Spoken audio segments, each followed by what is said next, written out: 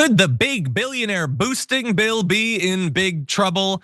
Well, it's been receiving a lot of changes, not consensual, not from the point of view of the Republicans. It's that Senate parliamentarian, the secret, most strong, like just out of control, wild and powerful person in DC, striking down things, and MAGA doesn't like it. So yesterday in the show, we talked about how some of the changes to Medicaid, some of the big cuts they wanted to do were taken out, like $150 billion that I guess now will just be added to the deficit, I suppose.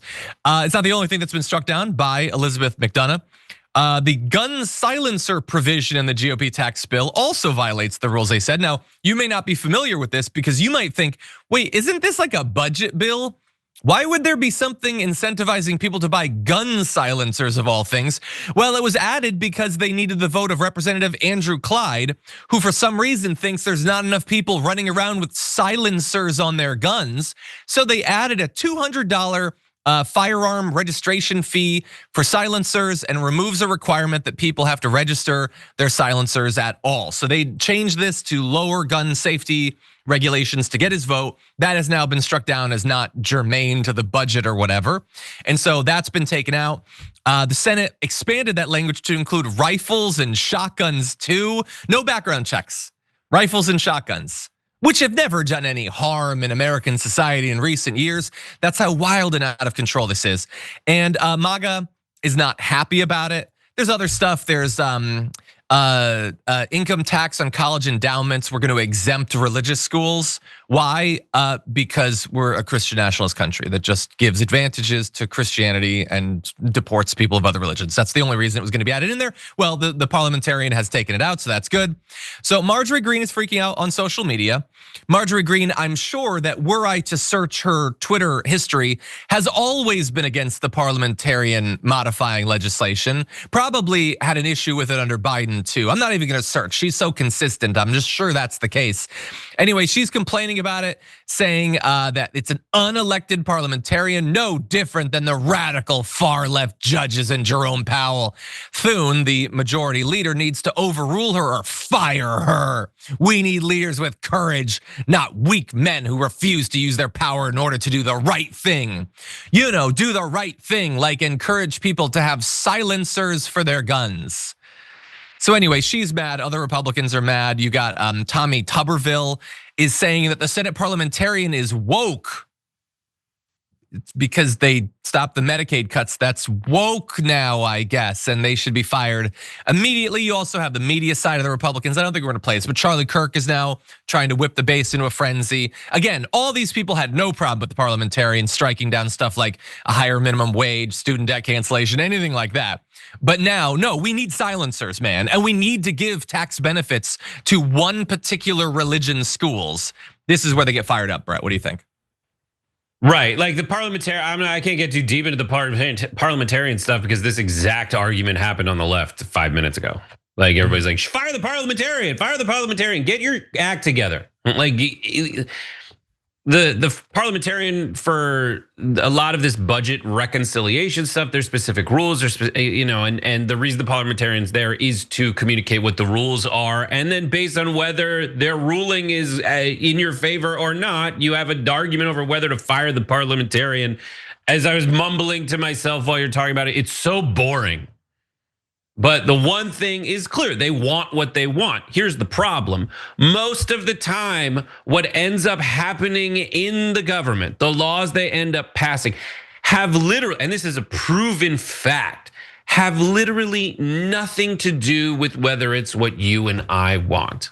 One thing I can say is at the end of the day, the Republicans, who represent largely poorer states and states that receive more federal funds from blue states like the one I am, than they outlay to the other states in the union, they always want to cut benefits for the people of those states, period.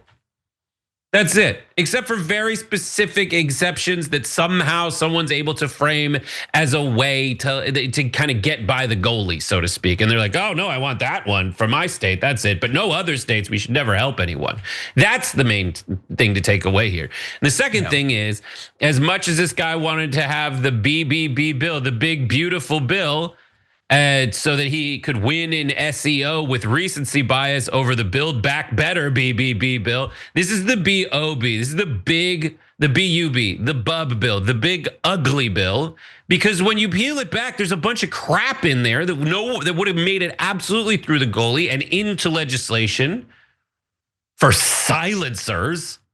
Who needs? By the way, Brett, on that, Zukili in a super chat very helpfully reminds, I did not know this. Andrew Clyde's his representative or her, I'm not sure from the name. He owns a gun store. Pork. So to get his vote, he gets something that will make him money. It's textbook corruption. It's just and that's what they put in there. pork.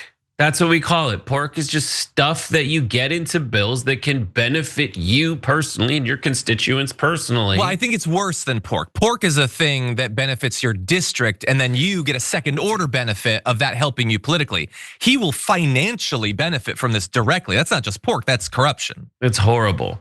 And meanwhile, they're not gonna give those tax benefits to the people who really want to ban pork. Jewish day schools, Muslim day schools. Oh my God. Oh no, country day school gets the write-off. Up yours.